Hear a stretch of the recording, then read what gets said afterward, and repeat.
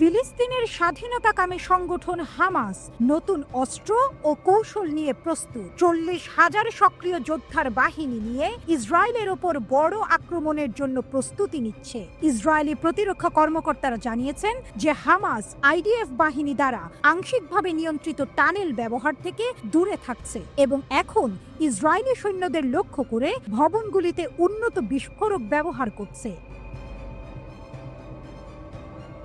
Hamas নিম্নমানের অস্ত্র তৈরি করার কারখানা এবং সীমিত রকেট তৈরির স্থান পরিচালনা করলেও এটি সফলভাবে তার বাহিনী পুনরায় শক্তিশালী করেছে। অনুমান দেখায় যে 7 লাখ গাজাবাসী হামাসকে সমর্থন করে, 6 লাখ ফাতাহকে সমর্থন করে এবং 6,50,000 কেউই কোনো দলকে সমর্থন করে না। হামাসকে উৎখাত করার জন্য বিভিন্ন গোষ্ঠীর চাপ থাকা সত্ত্বেও তাদের শক্তি এখনো এত কমে যায়নি যে হামাসকে ক্ষমতাচ্যুত করা যাবে। হামাস এখন জনবহুল এলাকা থেকে গুলি ছোড়া এড়াচ্ছে যাতে আইডিএফ পাল্টা হামলা করতে না পারে। আইডিএফ গাজার বাফার জোন তার সীমান্ত থেকে 2 কিলোমিটার উত্তরে সম্প্রসারিত করেছে এবং গাজার উত্তরাঞ্চলের অধিকাংশ বাসিন্দা এখন দক্ষিণ পশ্চিমের আল মাওয়াসি মানবিক অঞ্চলে চলে গেছে।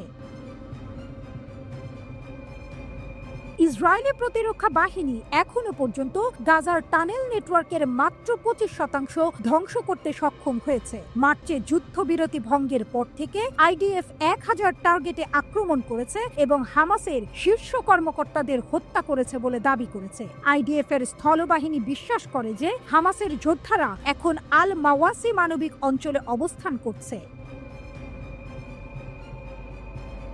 হামাস আরও যোদ্ধা নিয়োগ করছে এবং তাদের সীমিত অস্ত্র ভান্ডার পুনরুদ্ধারের চেষ্টা করছে। আইডিএফ অনুমান করছে এই গোষ্ঠীর প্রায় 20,000 সক্রিয় যোদ্ধা রয়েছে, যা যুদ্ধের আগের সংখ্যার অর্ধেক।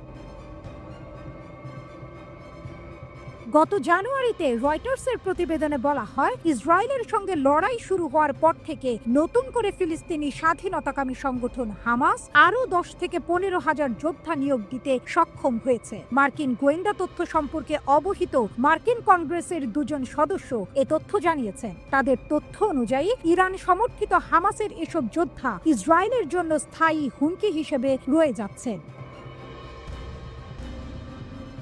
সূত্রগুলো বলছে, মার্কিন গোয়েন্দা তথ্য অনুযায়ী 2023 সালের 7 অক্টোবর ইসরায়েল হামাসের বিরুদ্ধে হামলা শুরুর পর থেকে 10 থেকে 15,000-এর মতো হামাস যোদ্ধা নিহত হয়েছেন। যুক্তরাষ্ট্রের সর্বশেষ সরকারি এ অনুমান বিষয়ে আগে কোনো প্রতিবেদন প্রকাশ করা হয়নি।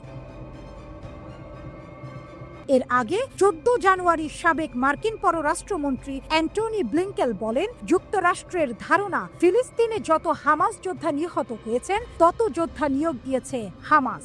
তিনি একে চিরস্থায়ী যুদ্ধের রেসিপি বলে সতর্ক করেন। তিনি অবশ্য এ বিষয়ে বিস্তারিত কিছুই বলেননি। তবে ইসরায়েলের তথ্য অনুযায়ী গাজায় মোট নিহতের সংখ্যা 20,000-এর মতো।